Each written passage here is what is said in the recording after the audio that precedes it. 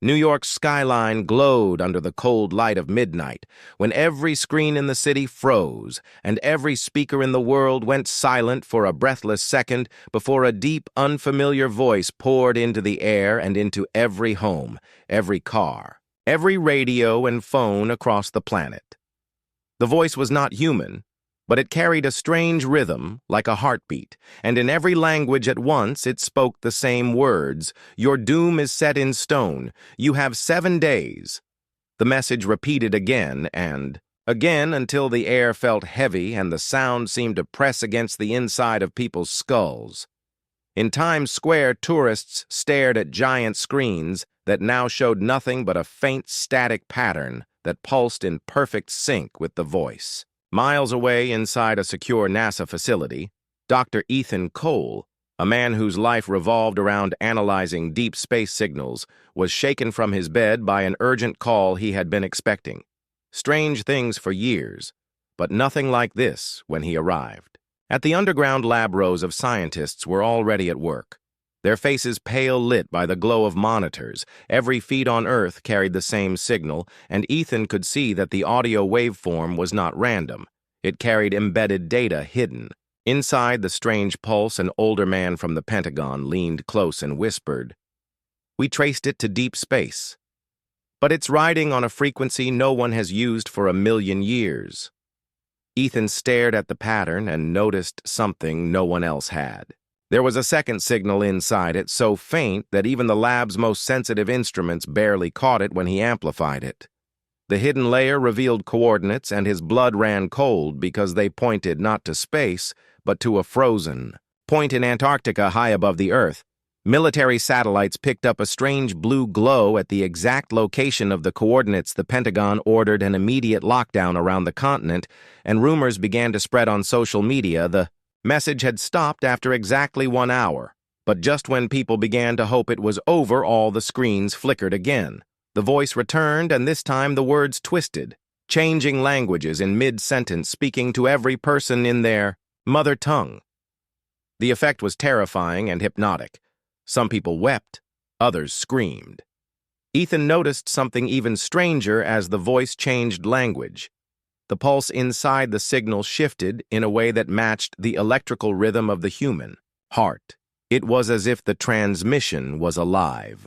The president addressed the nation urging calm, but his feed was interrupted mid-sentence by the voice which spoke directly over him. "Your doom is set in stone. There is no appeal. The countdown has begun." Panic spread fast. Markets crashed. People abandoned their cars in traffic, some prayed in the streets, others armed themselves. Ethan returned to his office, desperate to make sense of the signal, and that's when his secure terminal beeped with a new message. Not from NASA, not from the Pentagon, but from an unknown sender with no traceable origin. The message was short and written in plain English. "They are not coming for Earth. They are coming for you."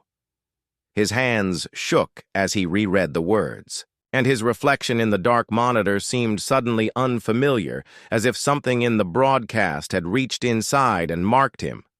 The phone rang again.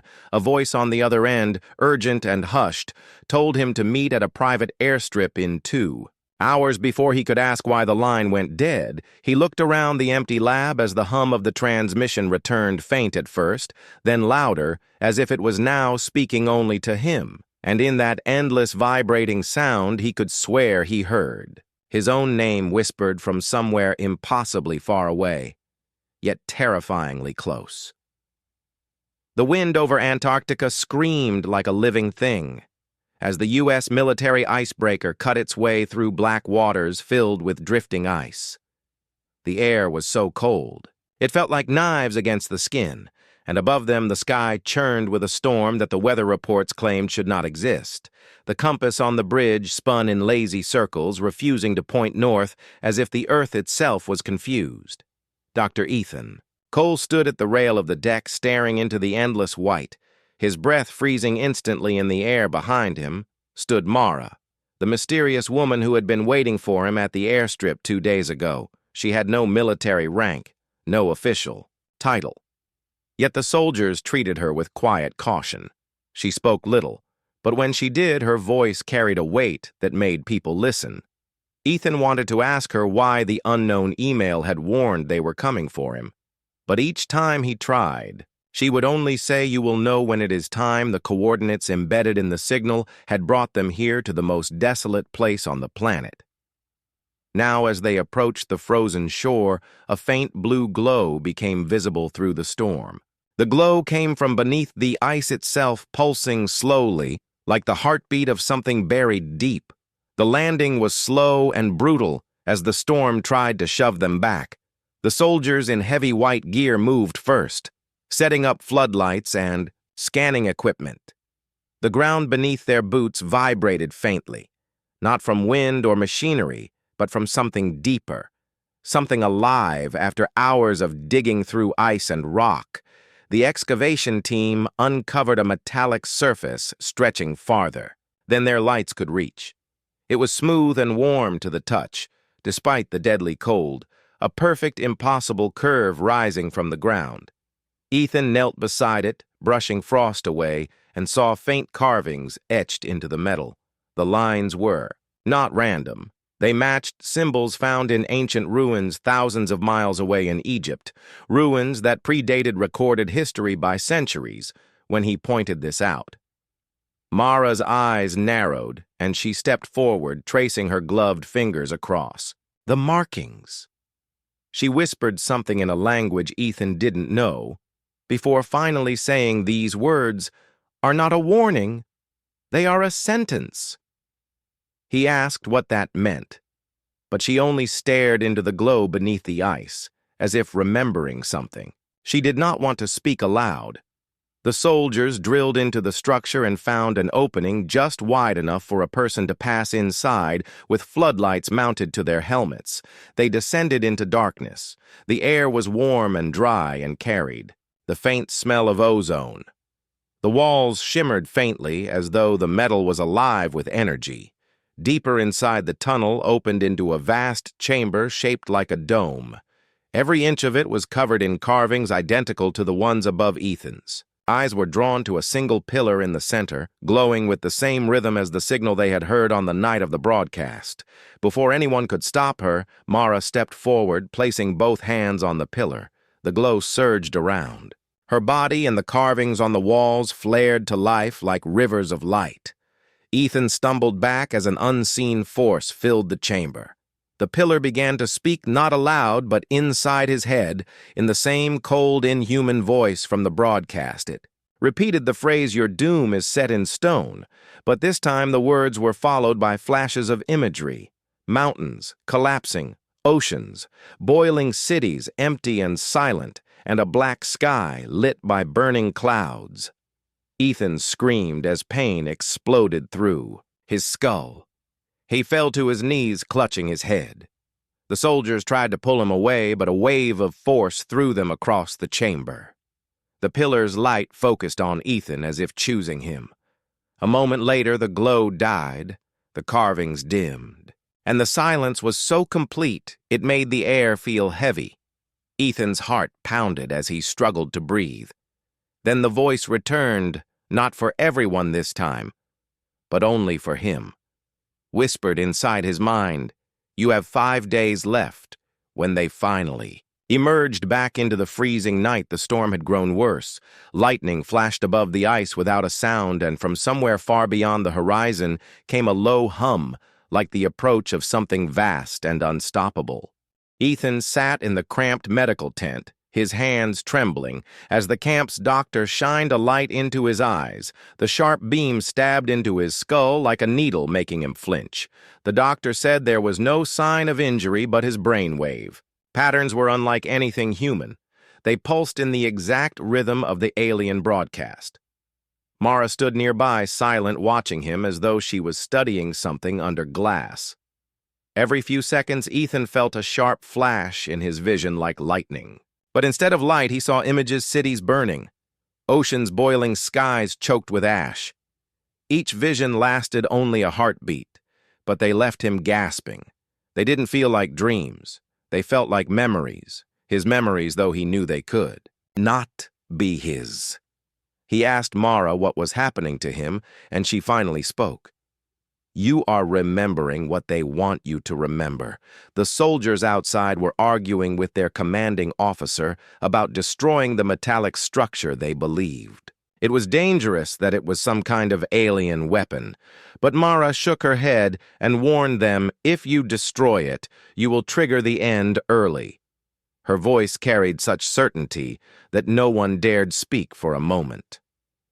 Ethan struggled to understand why she spoke as though she had seen this before. Then one of the scientists called them over to the communications tent, where a large screen displayed the countdown hidden in the original broadcast. It had shifted again, now showing exactly 6. Days left Ethan's skin crawled as he realized the days were being counted down, not in Earth hours, but in some alien measure of time that could end much sooner than they thought. A soldier monitoring the deep space radar suddenly stiffened as his console began to beep. The signal they had been tracking since the first broadcast had changed. Something was moving toward Earth faster than anything ever recorded. It wasn't a comet or asteroid. The readings were too precise and deliberate. The room went silent as the object's path appeared on the screen. It would arrive in less than 30 hours. They ran the data again and again, but each time the result was the same. It was coming directly for Earth and slowing down as it approached. Ethan's visions grew worse, each one leaving him weaker. He could hear the alien voice in the back of his mind, not as words, but as a presence, like something vast and ancient, pacing inside the darkness of his thoughts when he told Mara she didn't. "Seem surprised," she said. "The voice is searching for you. It knows you can hear it now, and when it finds you, it will not ask permission." Ethan's frustration boiled over. He demanded to know who she was, how she could read the carvings, why she acted. As though she was not afraid, Mara finally looked him in the eyes and said, "Because fear is for those who can still be saved."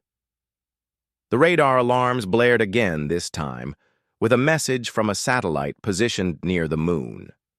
The object had slowed, drastically, then vanished from every sensor as if it had simply ceased to exist.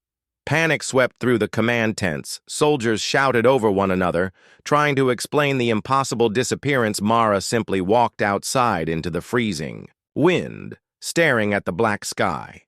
Ethan followed her, demanding an answer, and she pointed upward.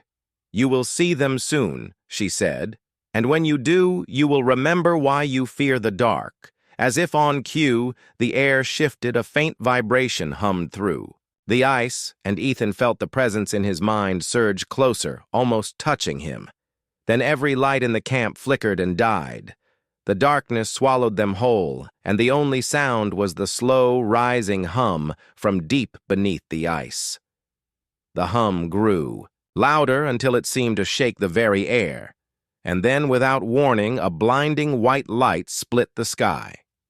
Every head in the camp snapped upward as the storm clouds above were torn apart like paper, revealing a shape descending through the darkness. It was not a ship, not in any human sense. It was an enormous black obelisk, floating silently with no visible engines, its surface covered in the same alien carvings they had seen beneath the ice.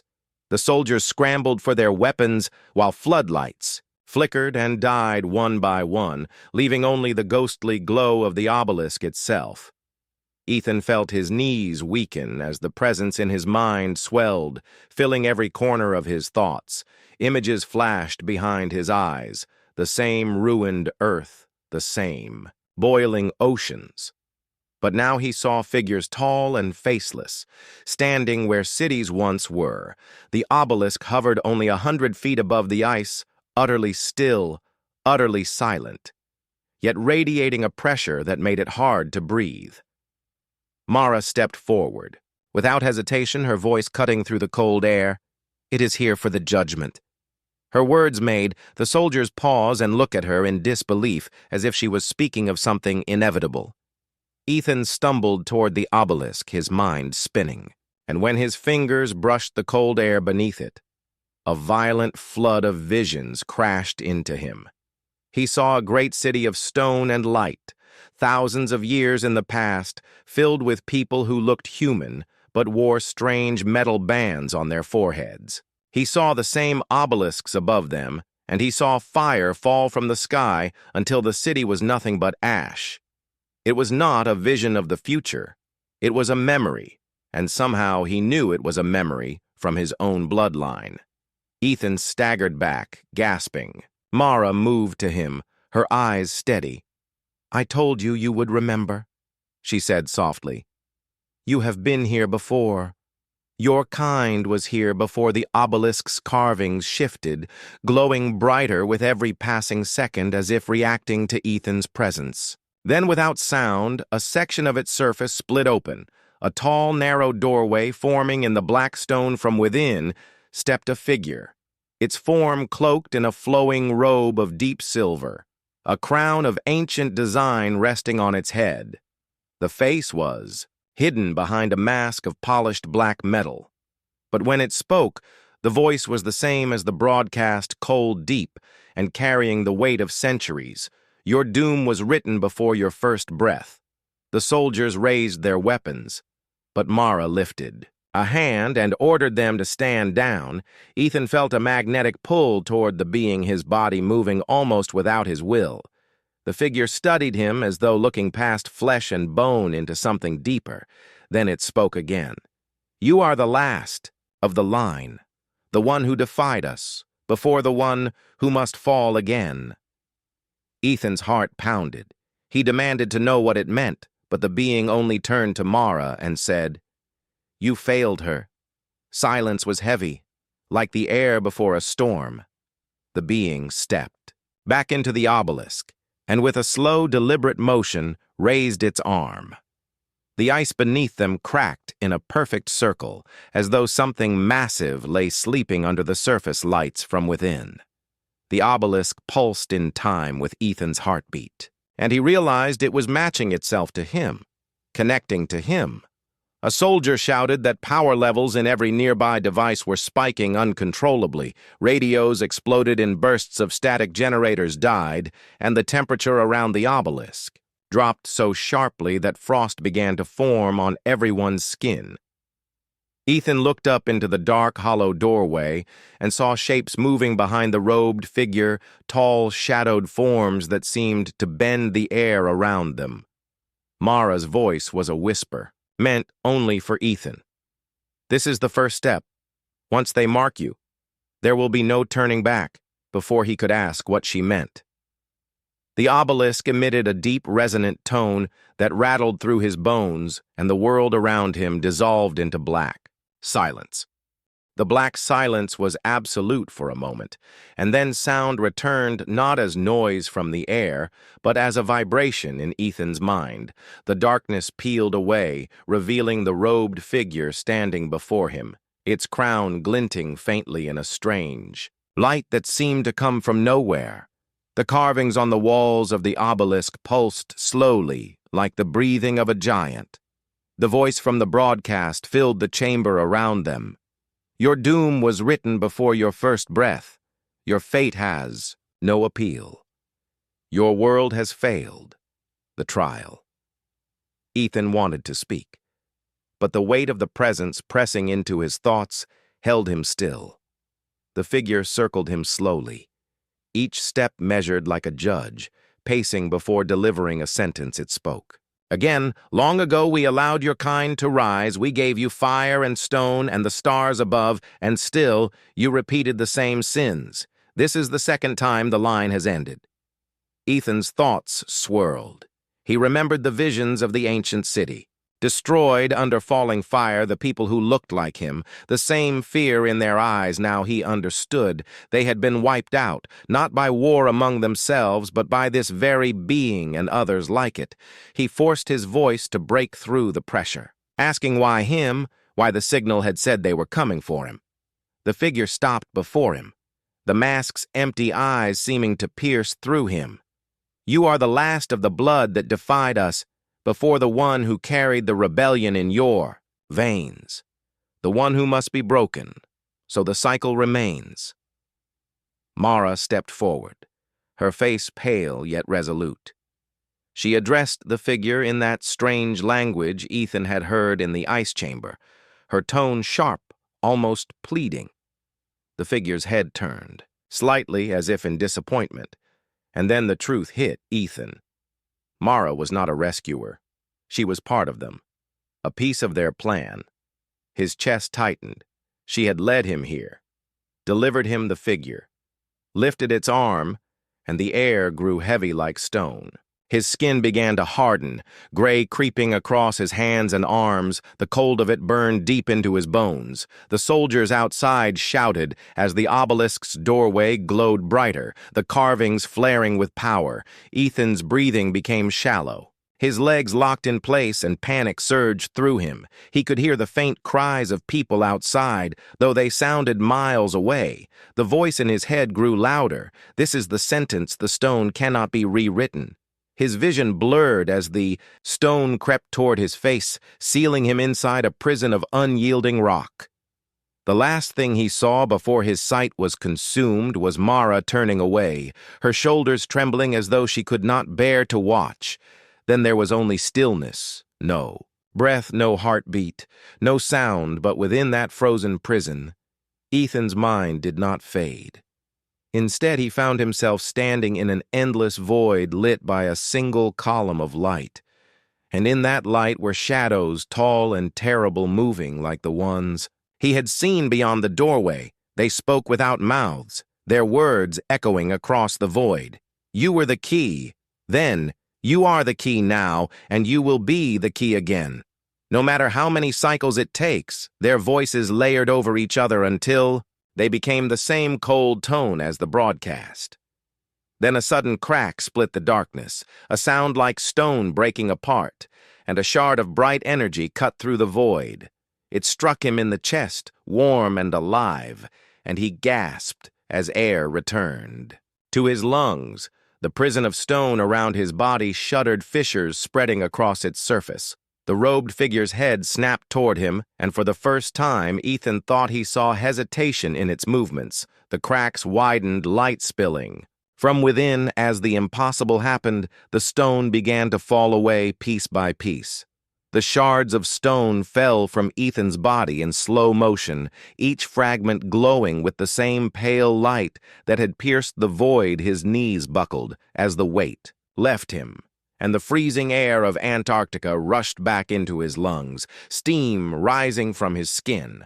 The soldiers who had been frozen in shock now shouted in disbelief, some lifting their weapons again, while others backed away in fear. Ethan's hands glowed faintly, the light pulsing in time with his heartbeat. He could feel something inside him awake and alive, a force that hummed like the obelisk itself.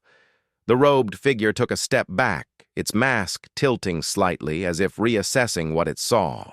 The carvings along the walls dimmed for the first time since it had appeared. Ethan realized the connection between them. The obelisk and the power now flowing through his veins was the same source, a thread running deep into the Earth's core. Mara's voice broke through the cold. She stood at the edge of the chamber, her eyes unreadable. "You can end it now, or you can doom them again," she said, her tone almost a plea. Ethan stepped forward, the floor beneath his boots vibrating with each movement. And he spoke not with his voice, but with the same resonance the broadcast had carried. "You said the stone cannot be rewritten. Then I will shatter it forever." The robed figure raised its arm, and the chamber shook as shadowed forms emerged. From the doorway, tall and thin, their movements bending the air around them, their presence pressed against Ethan's mind like a tidal wave. But instead of breaking him, it met resistance. The energy in his body surged outward, flaring into arcs of light that struck the shadows and tore them apart. Mara gasped as the robed figure staggered for the first time, the carvings across its body flickering like dying stars. Ethan turned toward the entrance of the obelisk, and the walls responded to him, symbols shifting to form a path upward. He emerged into the frozen night where the camp had descended into chaos. More obelisks floated above the ice, each surrounded by the same unnatural storm, their surfaces glowing as they prepared to unleash. Whatever had ended the ancient city, Ethan felt the connection to the earth strengthen. He understood now. The obelisks drew their power from the planet's own heart, and he could touch that same force. He lifted his hands toward the sky, and a wave of energy burst outward, shattering the nearest obelisk into fragments that fell like burning snow. The soldiers rallied around him, firing at the remaining structures as explosions lit the ice. Mara appeared beside him, her breath ragged, her expression. "Torn, I was sent to prepare them to surrender. But you are not like the others." Her words were cut short as one of the shadowed forms lunged from the smoke. Ethan struck it with a burst of light, but the blow knocked Mara back. She fell hard, the glow in her eyes fading. She looked at him one last time and said quietly, "I hope you choose better than we did before going." Still, rage and grief flooded through him, but there was no time. The remaining obelisks were opening, releasing more of the crowned figures, each stepping forward with that same terrible certainty. Ethan raised both arms and poured every fragment of the Earth's energy through himself. The ground split with a roar, sending walls of ice upward, swallowing the obelisks. In crushing shards, the sky cleared for the first time in days as the storm vanished. The remaining figures dissolved into nothing, leaving only silence. The soldiers stared at Ethan, their breath steaming in the cold. One of them asked, "What now?" Ethan looked at the dark horizon and felt a faint vibration in the air. A signal not from the obelisks, but from somewhere far beyond the stars. It was stronger than the first broadcast, colder, older. A single word etched into his mind like a brand run. His gaze lifted to the heavens, and somewhere in that endless black, he felt something vast begin to turn its attention toward Earth again.